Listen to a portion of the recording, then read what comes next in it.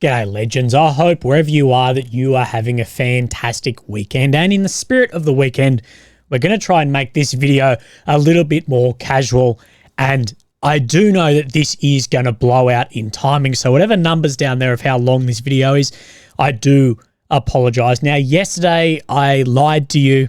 It was written there, but I had a folder talking about Putin's 2-hour speech that somehow just in my midst of 40-minute talking, I completely missed the folder and I've copied it into today's folder. So we will 1000% be going over that today. But I think yesterday was getting long enough as is. So we do have a lot to talk about today. So we're going to start with the maps. We're going to talk about aircraft in the air, the importance of AWACS as well as Ukrainian aircraft working on the front line. We're going to look at some success that Ukraine has had in some areas pushing through and where the maps have updated and shifted, which is interesting. We're going to look at NATO forces maybe fighting Russia as well as working inside of Ukraine. We're going to look at some claims around war crimes and uniforms, new defenses built around Kyiv. So we're going to be talking about everything as well as Navalny's funeral. But where I think we should probably start is with the maps. I know that's why a lot of people are here. So let's jump onto the maps. And of course, this is Ukraine, the capital of Kyiv. The red area is occupied since the 22 invasion and the purple since the 2014 invasion. And of course, the red areas at which Russia has been at one point in time. And you'll see blue, which is territory that Ukraine has gained within the last 2 weeks. Now, I will say as well, I have a fair bit of footage to show you on this video. I have some screenshots of footage that I can't show on this platform, but it will be on my Telegram if you'd like to see that. And you can join the Telegram and the rage in the Telegram, I guess, on a link here. But let's go up into the northeast of the country first, and I want to talk about Kupiansk. Now, this is a real center hub for Ukraine in here. It was a big loss for Russia when they occupied this area, and at the end of 22, Ukraine's major pushes through this area, as well as the complete sort of shamazzle, for want of a better word, of the Russian forces at that time, lost all of this and have been trying to push back here. Now, Kupiansk has been in the media a little bit the past couple of weeks, but I have from a guy that I know on the ground some very interesting words about what's happening here. Now, nearing the end of last year, we did see that a lot of bridges were getting targeted in Kupiansk. Of course, the Oskil River runs through here to try and separate this on either side to just halt and stall the logistics across into areas like Sinkivka where Russia is pushing. Now, we haven't seen too much movement on this front line here. We're going to talk about down here in Tabayevka in a second when we see blue, but we will get there. Now, we have seen that Russian Su aircraft have managed to take out another bridge in Kupiansk here today. Now, this was a makeshift pontoon bridge, but unsure on exactly what took this down. Some are saying it was a missile, some are saying it was a fab, but there we can see that that bridge has been taken down. Now, of course, bridges like this can be rebuilt, but what it does do is it just adds a kink in supply chain and makes it harder to get things across, similar to why we saw Russia not have too much success on the other side, the right bank of, say, in Kherson, the Dnieper River, it's just so much more difficult to get stuff across them. We are seeing an increase, I believe, in targeting of those bridges to try and get that. We know this is incredibly important for Ukraine and will be a big target for Russia to get. That said, the ground that falls in here and the high ground definitely is in Ukraine's favor, just to the west of Kupiansk for the artillery that can supply into Sinkivka, and in this forest belt up around Sinkivka. Oh, and just in forests in general, this is where it seems that Ukraine has an upper hand, is areas like this forest, as well if we look down then further into, say, Kremenar. Russia has the overmatch in amount of armoured systems, air power, and artillery.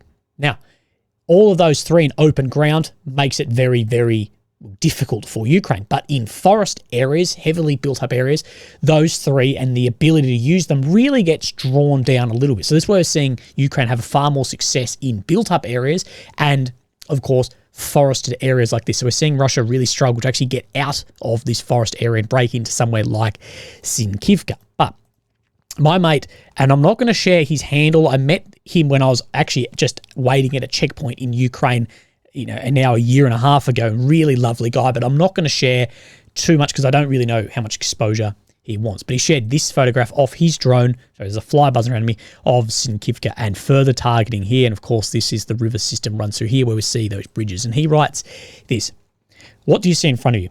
This is the Kupiansk direction 3 months, April last year, before every iron media began to tell you it was hot there. So saying it's not just hot here now, it's been hot here for ages. When the defences fall, when the enemy takes city by city again, drenched in the blood of the living, everyone will remember Eurovision, park pavements, outstanding singers with their social media reach, and artists with enchanted squirt, drums in covers, and so much more. Have you noticed how in one voice, letter by letter, this cynical freedom is justified? A social unit with no critical thinking and banal brains can only repeat internet theses to justify such stuff. You can call it as much as you want, how important that contest is, but you should only think about what it is. Will America restore the normalize the packages, the aid packages? Will Europe stop chewing political sharkness? So just politics is having this happen, and the differences, the changes that they're seeing on the front line. The horde began to push Russia in renewed strength, bringing even more death again. Remember the voices of the military that all these years were pleading for help, screaming about what we need to focus on war above all else. All posts and stories with the team that were instantly swiped. No matter who wins the selection in that circus, none of this is a panacea. Who and what should hear in a song of the artist, and which country is the war, in a country whose people do not want to hear the defenders.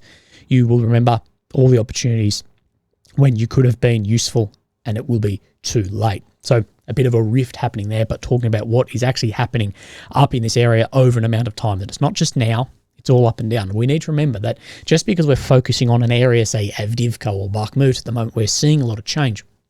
It doesn't mean there's not fighting in a heap of other areas. Just because the front line isn't moving doesn't mean there's not a heap of fighting happening. Now, yesterday, we talked on the Syriac map about a shift in Tabayevka here. We saw this map come out from Syriac yesterday.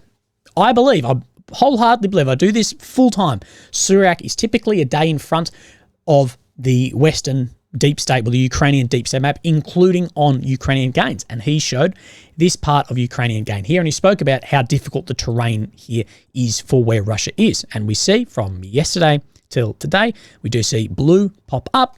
The only blue actually on this map currently, I believe, of where Ukraine has regained territory in here, and Russia has splintered some of their defenses here. So Ukraine has gained back some ground there. Why is this so difficult for Russia here? Well, the high ground in Tabayevka definitely shows that it is in Ukraine's favour. Russia is fighting down and sort of up this hill in, again, tree built up areas, and Ukraine just on this high ground definitely has the advantage on defence of this area and to push down on top of where the Russian forces are here with, say, something like mortars. So I just thought that was interesting and really gives, the credit where it's due for the Syriac maps and the work that he does. Now, from here all the way down to Bakhmut, we don't see any changes on this map. Maybe some directional change with arrows, but as far as frontline shift, no. Now, I want to give credit where credit is due again to then Syriac. Syriac yesterday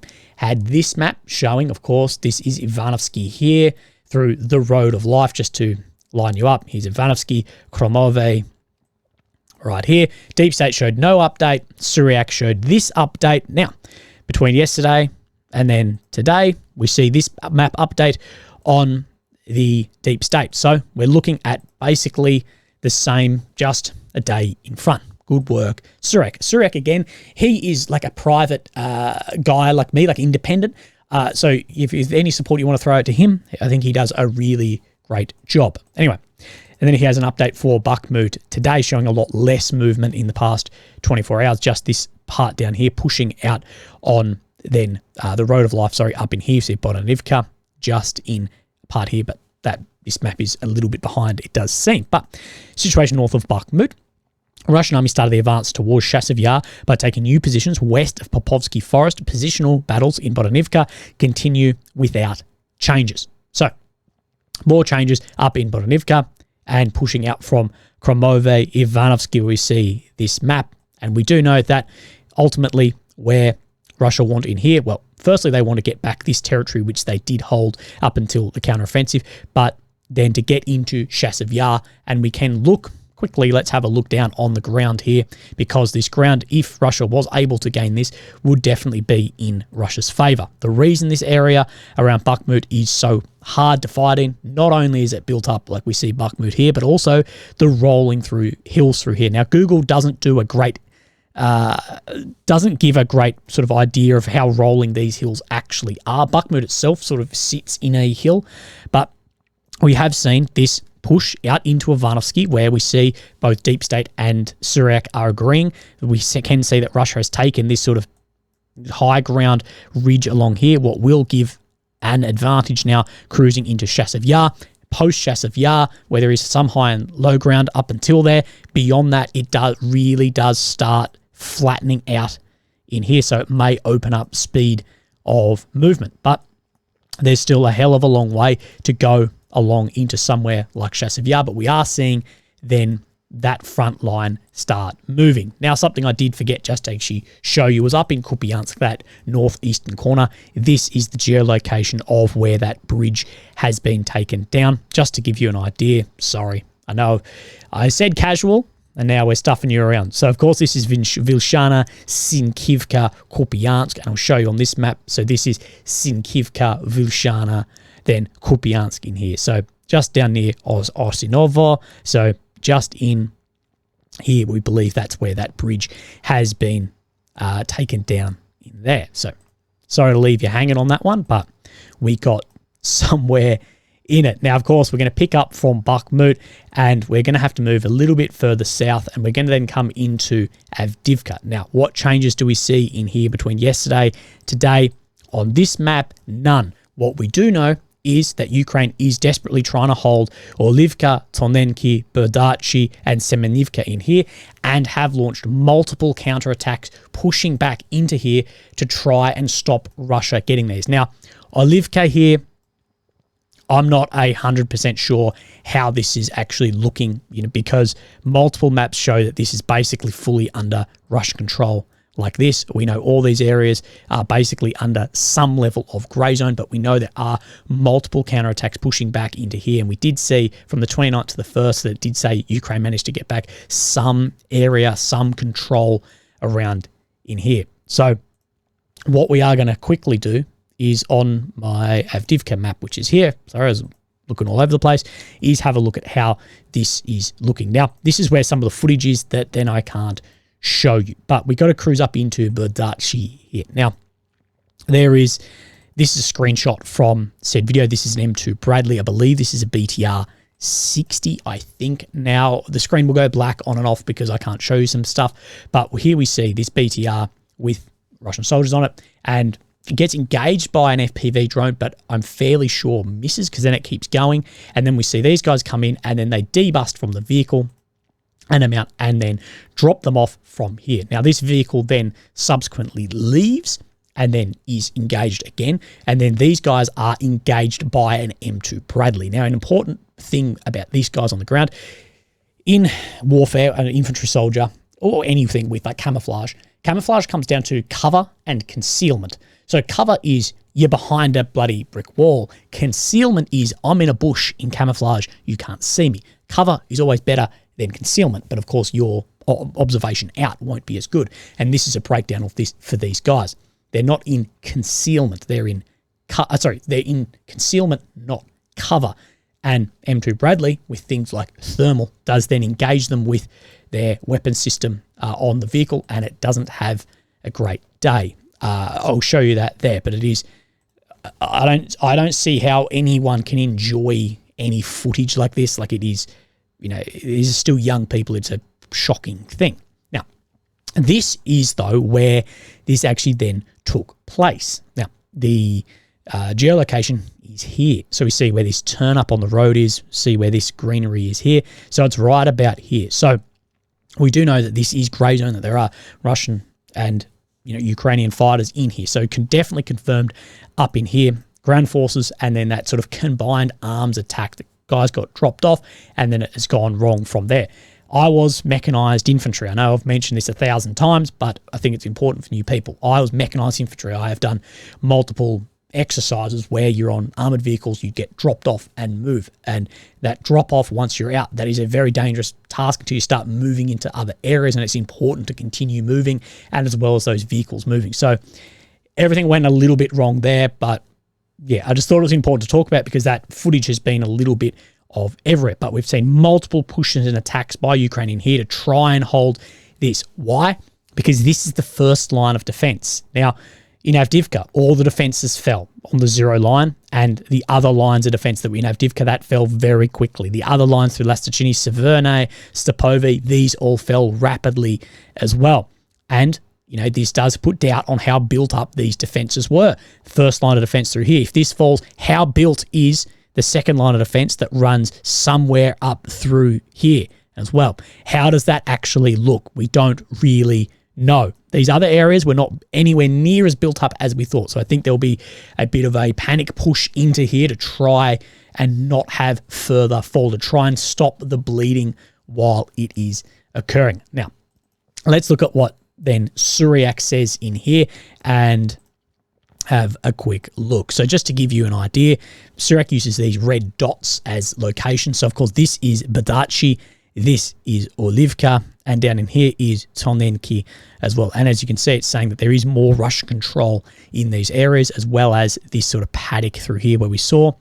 See right where this dot is, that is pretty much where we saw that engagement between, I believe, the BTR-60, and it's definitely an M2 Bradley. But situation west of Avdiivka. Clashes between Ukrainian army and Russian army continue at Badachi, at the top, Tonenki, without significant changes. In the first village, Ukrainian troops still hold their positions at the pond and the cemetery, while in the second village, the northern hangars and the cemetery are subjected to intense bombardment by Russian artillery. Now, we do know from Russian reports, Ukrainian reports, Willie's reports, bloody whoever's reports, Russia does have artillery overmatch in this area, as well as the aerospatial overmatch through the Su aircraft, dropping yesterday a record amount of FABs in this area. I think 152, 162, something about that, over like 100 sorties. So the overmatch in here of those other assets is definitely present, as well as Ukraine has a huge shortage of ammunition in these areas. There's been reported for months in these areas. This is why it is falling, but are now throwing a lot at it to try and stop that bleeding. And many are saying this is sort of Sursky's final call to say we need to continue holding this. If this falls further, it's not looking good, not only for the front line and positions, but also PR, which has a real effect on morale in other units. I'm talking to a guy, I can't say too much, but involved in some events we may have seen recently, conducted by Ukraine, that may have, but he's going to talk to me about the morale and, as he put, panic in some of these units. And anyway, the cause of the lack of Russian advances today is due to the Ukrainian counterattacks that were taking place in the last hours. Ukrainian reinforcements have arrived to hold the first defense line, as Russian forces are very close to it. If that defense line falls, we don't know what's behind it, and having momentum in war is very, very important. So let me get rid of these two so I don't stuff this up. Now, we move down a little bit more. Don't see any changes here. Now, Krasnodarivka, do we see any shift? We just see a little bit out from Mariinka here, where it does look like Russia has gained more territory up towards Herodovka here. We do know that they are trying to push past Mariinka and down this road almost directly west. But we need to talk about Krasnodarivka here, as we do have some footage, and I am going to show you some of this at least. So we know there's a hell of a lot of fighting here, and it does say, depending on the map, it does look like Russia is up into these areas, but we know that 35th Assault, aka Azov, have been deployed into here like they were in Avdiivka to try and stabilize this and push those forces out. Ukraine say that it has happened.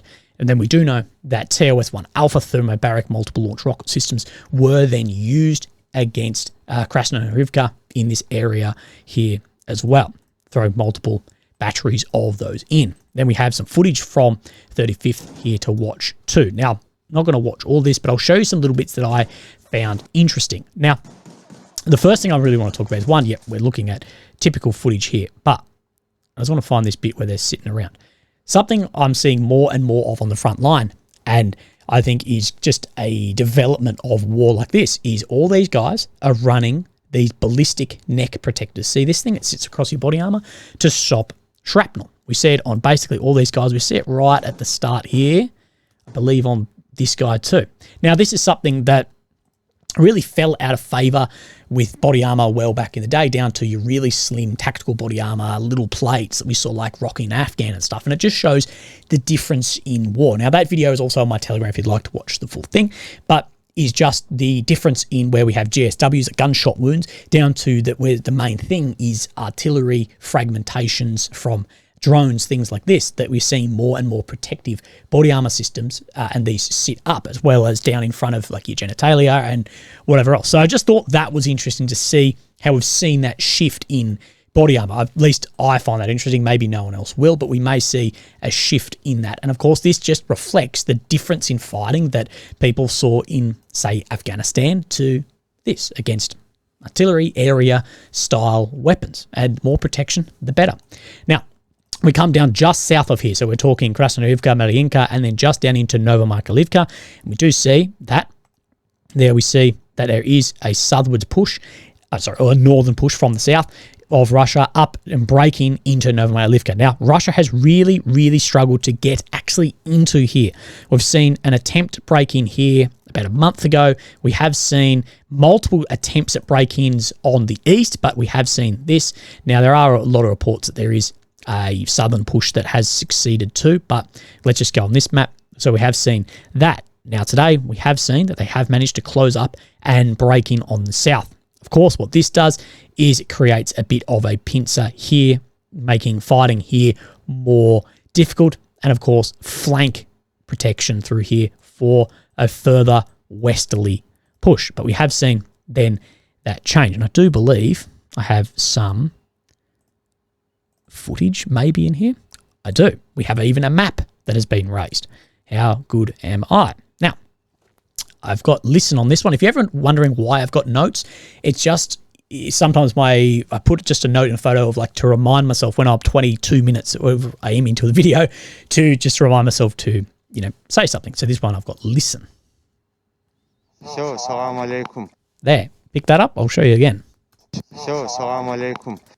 Salam alaikum. So I would say that these are maybe Chechens. That is, you know, from Assalamu alaikum. It's definitely not Russian. So that just puts it where these soldiers may be. But we see, sorry, I'm playing this a million times, but then we see these soldiers fighting for Russia here, then raising the Russian flag. All right, in here we're looking with, these may be expent munitions or just pipe, not really sure. But then we have this geolocated just to then this building right here, which is reflected by all the maps that then break in. Now, we have Syriac as well.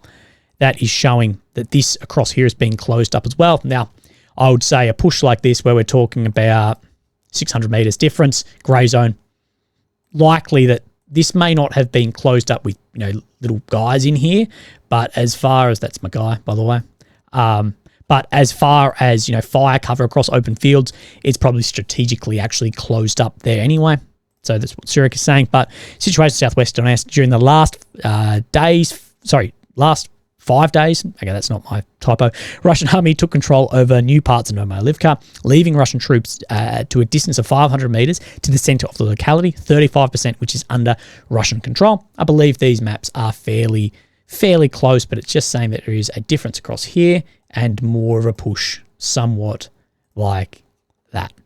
But either way, we like when things do line up, even if it's a day or so differently on these maps. Now, from here on, we don't see any other shifts. That's just the shift there on the map, same as in Robotny here.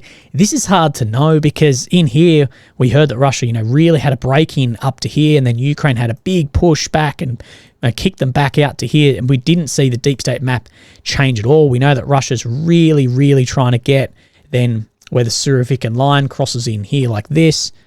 That's not very accurate. Let's turn this on. That's not that inaccurate, but he has map knowledge. But either way, we're not seeing this change at all on the deep state. So, you know, just hold out. We may see some shifts, but either way, for the maps today, that is it for the maps. So let's move into another little couple of bits and pieces. Now, We need to have a look at what Schulz has said that is going everywhere. And for those who follow me, I talked about this like 3 days ago, and I'm like, Willie's crystal ball, where Schulz made comments about UK and French, of course, with the Scalp Storm Shadow, which is the same system, just with a different flag on it, with one with the Union Jack and one with the white flag. But that, you know, there is some control from the Brits. And I didn't think this was that much of a, like, I spoke to it at the time, but I thought this was a bit of a no shit, where this has seemingly now gone bloody ballistic. So Schulz then was talking about, because people are criticising him of not sending the Taurus, which is like their system but with further range in. And he said, what the British and French are doing in terms of target control and support for target control cannot be done in Germany. We spoke about this. Now, if you don't think that the West, NATO, whoever else, isn't having some level of influence on like intelligence, logistics, ISR, surveillance, whatever, into Ukraine and help with these weapons. What? We all knew this. I can't believe now people are going, oh my God, there's help on the ground. Like, huh? And it, like, we know that there's planes literally 24 hours, drones, planes, everything in the sky above NATO.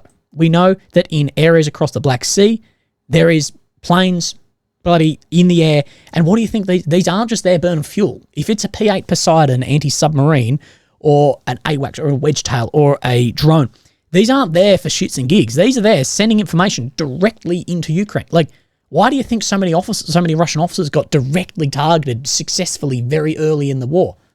Like, you don't think there's an information share here? I thought that was known. Even in the breakdowns of the money, we know that so much information has been shared. Now, people saying that this is saying that there are NATO forces on the ground. Now, let's talk about HIMARS. It is well known that the HIMARS have huge control from the West when they are fired, where they're, like, how they're controlled, where they're fired, whatever else. You may have Ukrainian crew in the cab, but there's definitely a lot of connection back. A lot of this stuff is getting done through contract as well. Now, I personally know people who are contracting in Ukraine, not foreign fighters, but they're contracting for like companies and businesses and stuff in here, who are getting paid massive money to help look after systems and give information on systems. And there are contracts of people that are up to 3,000 USD a day for the danger, for the knowledge, whatever in here. So there's a lot of guys who have left the forces. They're not NATO soldiers. There's no, maybe not no, but like, to my understanding, there aren't any like, you know, private soldier infantrymen like doing, because that's not needed. People can get people who are professionals on these exact systems to go into Ukraine under private contracts. It negates all those rules. It's fine. They're a civilian. They're out. Go in and help on these, as well as, do you really think every single person in these foreign embassies in Kyiv is just a random diplomat, that there's no, you know, other support or help, like, hey, maybe target here because our plane saw this? I thought that wasn't like a contested point. I thought we all were on the same page, that we knew that was happening. You know, we also know that for sure there will be Chinese satellites cruising over here going, oh, look at that. That's interesting. Like, I thought that information share was known. And of course, there's going to be more targeting with these expensive, complex systems. Systems are very complex. It's not just going to get, you know, strapped on a plane and ready to go within a day. And of course, the UK wants some control over these too, because if one of these just bloody whizzes out into Moscow, I don't know, you know, whatever, that, you know, it's going to fall back on them as well. So yeah, of course there is. I didn't think that was much of like a contested point, but maybe I'm the idiot. But we did talk about that a couple of days. I thought it was something new when I saw people talking about it, but talked about it the other day. Now, let's talk about this and uniforms. Now, this bloke has shared this pro-Ukraine account. I wouldn't be happy if I was this bloke with my face on it with nearing 500,000 views. Ukrainian soft wearing Russian uniforms to work behind enemy lines. Now, multicam is used by bloody everyone. Russians, Australians, now the Taliban, everyone. But this, of course, is a Russian uniform weaponed here. Now, people were quick to call out, even NAFO accounts saying, don't share this is war crime, blah, blah, blah, blah, blah. Now, yes, it can be, and yes, it can't be. Using uniforms, an enemy uniform in a foreign country, in a war, this is a tightrope to walk that obviously these guys are choosing to do. And we've seen that Russia here, wearing the Ukrainian digital camouflage uniform here, Russian flag on the helmet. Boy, we've seen much evidence of this prior and going both ways. At the time when this image came out from a video and other images came out, Ukrainian Ministry of Defense, as well as their media provider, had released this in violation of customs of war. Russian troops conducted an assault operation near Pisky while wearing Ukrainian uniforms with white bands on their arms and legs in order to deceive armed forces of Ukraine. So saying that they had definitely had a crime committed here. But let's actually break down what this is. Now, this is going to be wordy, but long-standing rule of customary international law already recognised is the Labour Code, the Brussels Declaration and the Oxford Manual, and the Hague Regulation. This protocol prohibits the use of enemy flags, emblems, insignia, uniforms while engaging in attacks in order to shield, favour, protect or impede military operations. This is what we need to be cognizant of here. While engaging in attacks, the ICC, is whatever, pretty typically useless anyway, but making improper use of the flag or military insignia and uniform of the enemy constitutes a war crime in international armed conflict when it results in the death or serious personal injury. So again, from different areas of this, you really need to be engaging in an attack, but there are some bits and pieces in there. Some practices were found to consider wearing an enemy uniform as perfidious. This does not square entirely. However, the definition of perfidy is as much as the enemy uniforms are not entitled to specific protection under humanitarian law. So if you are doing this, although you, or this, I should point out both ways here, you may be able to do it if you're not engaging in attack, but if you are then caught doing it, you're not under the same protections of humanitarian law, that you're engaging in perfidy here as well. But while engaged in attack, again, from the Brussels Declaration, then the UK military manual, and some of these manuals are slightly different wordy, but the employment of the national flag, insignia, uniform of the enemy's purpose of ruse is not forbidden. So, just to look like that. Hague regulations prohibit the improper use, leaving unsettled what is proper and what isn't. So it's somewhat discretionary, like all law is to a degree. However, their employment is forbidden during combat, like we spoke about up here, for engaged in attack. That is opening a fire whilst in the guise of the enemy. So if you're dressed like one of these guys and then you take it off and then shoot, you can do that. But yeah, okay. Well, you can all see how that would actually then go. But there is no unanimity as to whether the uniform of enemy may be worn and his flag displayed for the purpose of approach or withdrawal. So, sort of spy, James Bondy activity. Use of the enemy uniform for the purpose of and in connection with sabotage is in the same category as spying. So you can do it, but you're outside of customs, and so you're outside of those protections, not customs. Belgium's Law of War Manual, improper use, opening fire, participating in attack while wearing enemy uniform, and opening fire of captured enemy combat vehicle with its insignia, so basically the same. Manual states, infiltrating enemy lines in order to create panic to the point that the adversary starts firing on its own soldiers, believing that they are disguised as enemies or operating behind enemy lines while wearing a uniform in order to collect information or commit acts of sabotage is not considered improper use. So you go in, then the enemy think, oh my God, those guys in uniform, they're bad guys, but they're actually good guys. Well, in case either you're good guys and you shoot them, that's not improper use by then Belgium. Anyway, behind enemy lines in uniform to collect information or commit acts of sabotage is not improper use. Although these acts may lead to the loss of right to prisoner exchange status, these are the rules of humanitarian law up here. But the improper use has been interpreted to mean enemy uniform may not be used in connection or during combat. So it's all about during combat. And yeah, so you can look at examples here. You can look at how it's probably being used and you can draw your own conclusions in here. Now, something as well, quickly, Russia does say that it is going to transfer those bodies of the POWs in that Il-76 crash. We do know that prisoner exchange was scheduled for that day. We saw then bragging about a plane being shot down. Then very quickly, we saw that plane was apparently, reportedly full of POWs. Headlines getting changed, things getting changed around. We still have no evidence of exactly what has happened here, but let's see what has happened. Both Russia and Ukraine have called for international investigation here. Be interesting to see exactly what then comes of this. Of course, Navalny, Putin's opposition, had died last week before, and then thousands have turned out in support in Moscow, areas around Russia as well, for Navalny's funeral, chanting things of anti-war, chanting things like Ukraine is not our enemy, or words to that effect here. And there were in the tens arrested as well. So that is part of what has happened today. Kyiv has built many many more defensive lines around Kyiv as well, being strengthened by building and reinforcing defensive lines around the capital.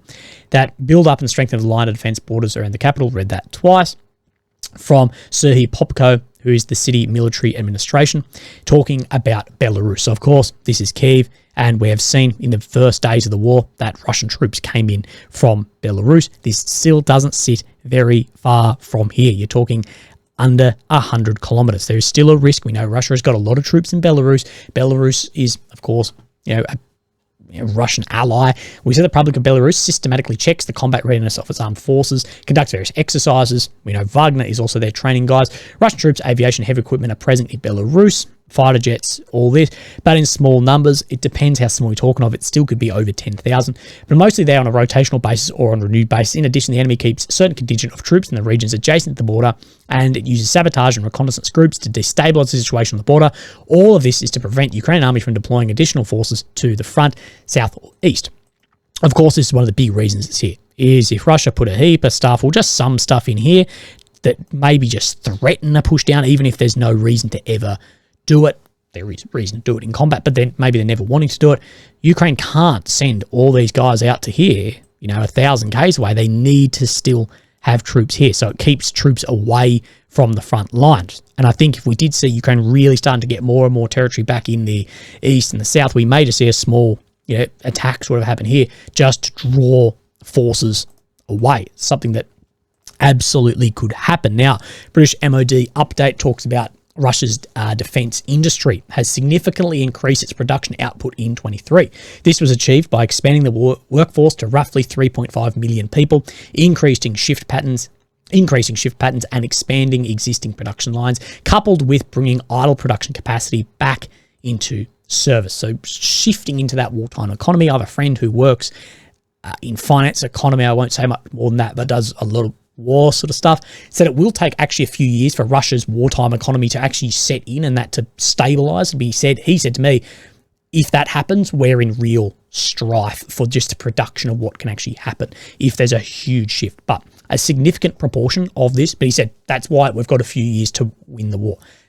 Anyway, a significant proportion of this increased output comes from refurbishment and modernization of existing stocks rather than new production. We'll talk about new production in a sec. For example, the vast majority of main battle tanks produced in 23 consisted of refurbed vehicles. Russia has a shitload of older stuff that could be refurbished. Artillery munition produced rose sharply in 23 and will likely increase further in 24. However, munition capacity is likely to peak in the next 12 months due to capacity constraints. That said, this production not only is, domestic in Russia, North Korea is sending somewhere between 2.5 to 4 million shells. Unbelievable amount. And we're struggling to get in the promised million. Well, not struggling. We completely failed by over 40% to get those in. And that has a huge peak there. That's why we're seeing an overmatch of artillery on the front line, and a vast overmatch, not just a bit. Although the defense industry is unable to fully meet the demands of Russian operations against Ukraine, it is almost certainly capable of delivering a material advantage over Ukraine throughout 2024. The demands are very high, but I wouldn't say that it hasn't met it, especially with how the fix of the artillery has seemed. If we go 12 months back compared to today, it seems like the artillery has been really, really fixed, as well as the massive increase of aviation being used in areas like Avdiivka as well. And of course, there's been foreign support, Iran, North Korea, into Russia. And it's very interesting that those communist-style dictatorship countries are succeeding better at producing stuff like that than your capitalist democratic countries are. I'm not saying that there's a different that one's better. Of course, our system, in my opinion, is significantly better. I think every metric shows it's significantly better. But in just producing systems, well, it's interesting to see that has been able to produce that much. Especially when we're told that no, it can't happen. And we're seeing this sharp increase. Now, let's speak about planes, because we talked about refurbishment. Now, I'm going to have to mute this because this song kills me, but it's that chippy chopper chopper one. But we see Ukrainian Su-27s here, one of the best looking planes ever made, of course, out of the Soviet Union. And then we're seeing them fire an interesting missile off the rails here. I'm sorry. The edit would make sense if you could see it. But a screenshot out of this video is this. Now, this is an AGM-88 HARM. This is an anti-radiation missile. This is for taking out anything that emits a radiation. So radar systems for SEAD and DEED. So suppression of air defense and destruction of air defense. Now, this is part of air superiority, something that neither country is able to actually get. Although if it was a sliding scale, which air superiority is, Russia do have a lot more dominance in the air, especially in areas like Avdiivka, but haven't got that complete freedom of movement. These will be better once they're on something like an F-16 mixed with other sensors, maybe jamming pods as well. But interesting to see these. And of course, these can also engage radars, maybe ground-based and air-based as well. And look at something like an A-50 emits a massive amount of radar. This we're going to talk about, the A-50 from Fighter Bomber. We got news yesterday that Rostec is going to start reproducing then A-50s and upgrading other A-50s into A-50Us, the newer variant, waiting on the A-100, the newer variant, to come in late this year, early next year. But we don't know how the supplies are going here. That Rostec for the A-50 AWACS for the Russian Federation. That after 2 tragedies in a row, the fleet of combat-ready A-50s in the Air Force was greatly reduced. This is to put it mildly. We know that 2 out of maybe 9-ish, we don't really know the number, is a hell of a lot. That's a much, much bigger loss than even the claims that what Ukraine has got of the Su-34s. Whatever one might say, the blame for the loss of the A-50 only indicates lies, blah, blah, blah, because I've written many times. So one, people say, was shot down by Russia, and the other one by Ukraine. Doesn't matter. It doesn't, regardless, both are down. But these are extremely important and extremely complex and a very fat target, big target. This is not just a flying locator. This is a flying command post that sees and knows everything itself. The crew on board these two is very, very important and have to be highly trained. And there's a lot of crew, 8 to 12 aboard them. If you put it over Kiev, so that it can see how the poles are doing just there, a lot of range, or suddenly shoot it down with your fighters, or the air defense is supposed to protect it. And then, of course, will not live long. So talking about the failures of air defense, but also the susceptibility of these in the air. Oh, sorry, bring this one back up. Even if it has detection range characteristics suddenly, completely unexpectedly turn out to be insufficient and greatly overestimated, this is not a reason to place it within the range of enemy air defenses systems, even if you have not about 0 such plane and crews, but 100. So saying even if you have 100 of these and it hasn't got the range that you thought it does, you don't then just put it in harm's way, even if you had 100. And we have seen that these are not flying as much as they originally then were. Therefore, it is clear that at an emergency pace, we will now restore the entire series of A-50 and accelerate the adoption of the A-100, the new variant. And of course, make new A-50s, most likely from existing Il-76 fleet to begin with. So Russia has a lot more Il-76s than A-50s. Again, same plane, but different, very different fit outs. It's like the P-8 Poseidon is like a Boeing 7, whatever it is. Like you can fly on the same plane, but the P-8 has some different reinforcements, whatever, but overall they look very similar. You don't build complete new planes, whatever. Moreover, all these new machines are meaningless if they are easily and naturally lost as a result of mistakes, miscalculations, incompetence, and underestimations. I'm also sure that the Crests, the Ukrainians it says here, have long been using missiles with a passive guidance system. So, SEAD and DEED missiles similar to this, which fly at the radiation source and do not need target illumination either from ground or from the air. And it is not necessarily aimed at the sites or locators of aeroplanes and helicopters. They could be aimed at a jamming station, radio altimeter, DIS, radio communications, unshort DISs, and all at the same time with a bonus on the form of active guidance at the final stage of missile guidance when the missile itself searches for the target by its own means. This is already far beyond 160 kilometers of range. When planning a work, we must start the worst options for us and everything will definitely work out for us. So I'm saying basically that the missile flies itself into an area and then finds its own target and then hits it. This is exactly how HARM anti-radiation missiles work. Very interesting. Now we're going to talk about NATO and Russia, and then we'll talk about Putin's couple-hour speech. Now, US Defense Secretary Lloyd Austin has said this over the past day. If Ukraine falls, again, Putin won't stop there. This is something we're hearing again and again from EU and America, where this has been a huge shift away from Russia's got no power. They're not going to be able to take anything of Ukraine, blah, blah, blah. They're defeated, to now, if Ukraine falls, that Russia then will continue on in. Now, how likely is this? Well, Russia's shown no real incentive to continue in, but we're hearing this messaging more and more. Some will say that it's more around the informational space to try and persuade more systems into Ukraine as well to fight the war there and continue the support. He will just continue to move forward and attack and take on the sovereign territory of his neighbors. And so, if you're a Baltic state, you're really worried about whether or not you're next. And so they know Putin. They know that what he's capable of. And quite frankly, if Ukraine falls, I really believe that NATO will be in a fight with Russia. Generally's time expired. So saying that here we go, that if Ukraine were to fall, that your states along here, these are all, of course, NATO states, then there will be a fight on. Now, how does this look? Well, like I've said before, I believe you're crossing an event horizon with anything through here.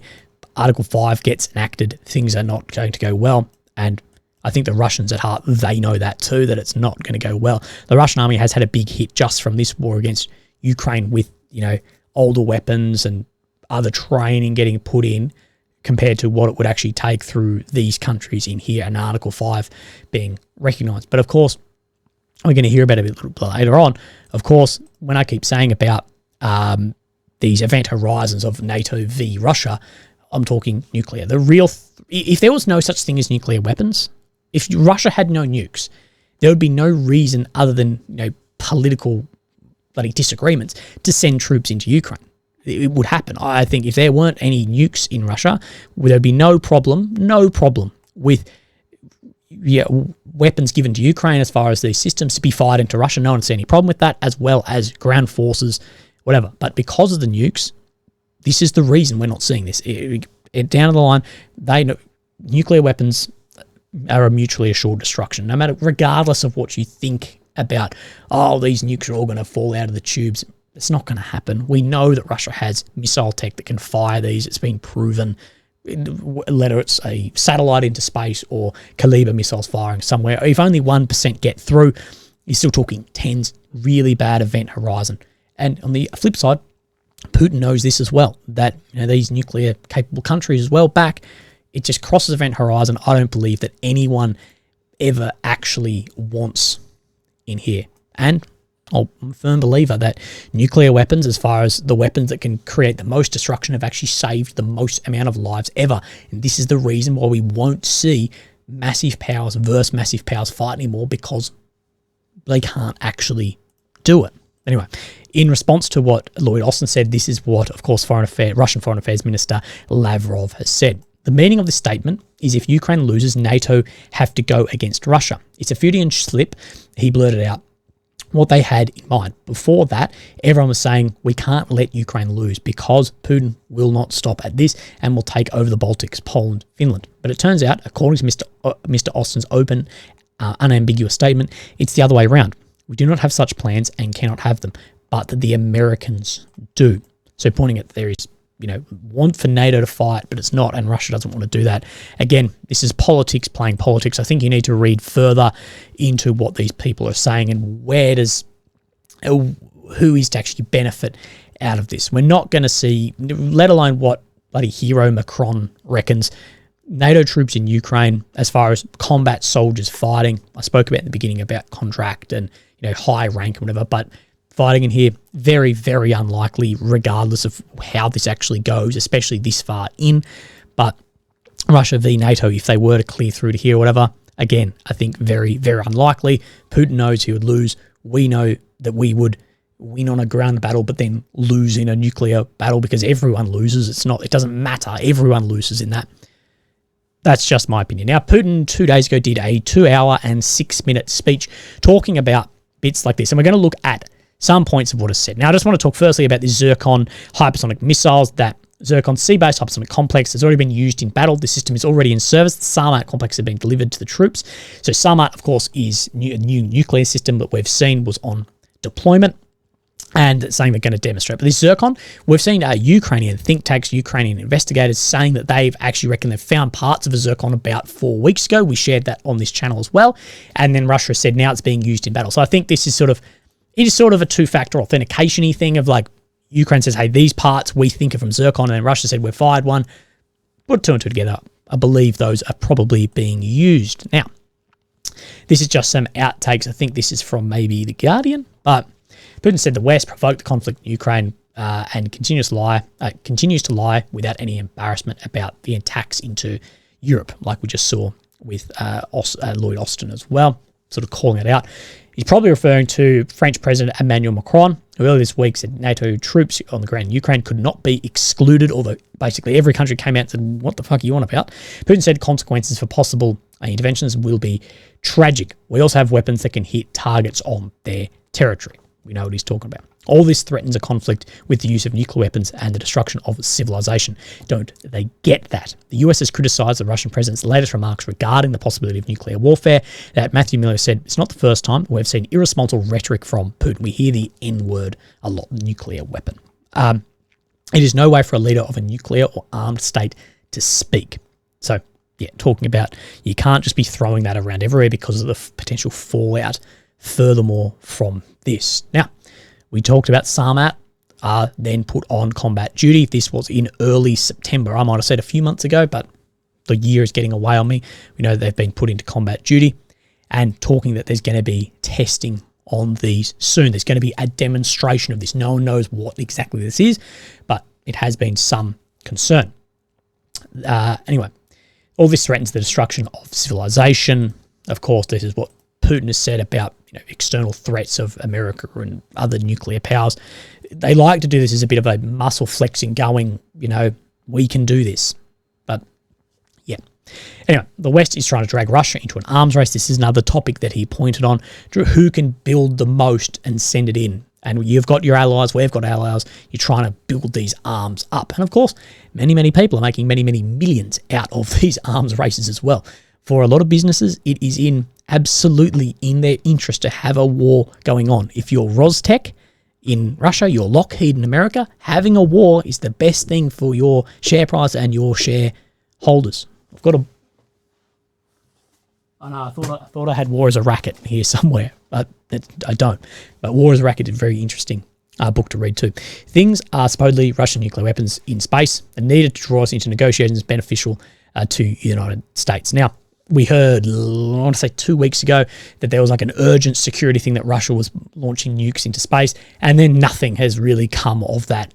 After that, it's pretty much just gone quiet. There was denial everywhere, but I guess what will we see of that? We're not really sure. The West continues to lie now, claiming that Russia is allegedly going to attack Europe, and he says that this is nonsense. So they are some of the outtakes, I guess, of that speech and how that all links in. Legends, I've probably missed a hell of a lot today, but we're at over 50 minutes. I hope that you are having a fantastic Saturday. This video went way too long for a Saturday. Have a beer, at least if you're after this. Thanks. Look after yourselves. Bye-bye.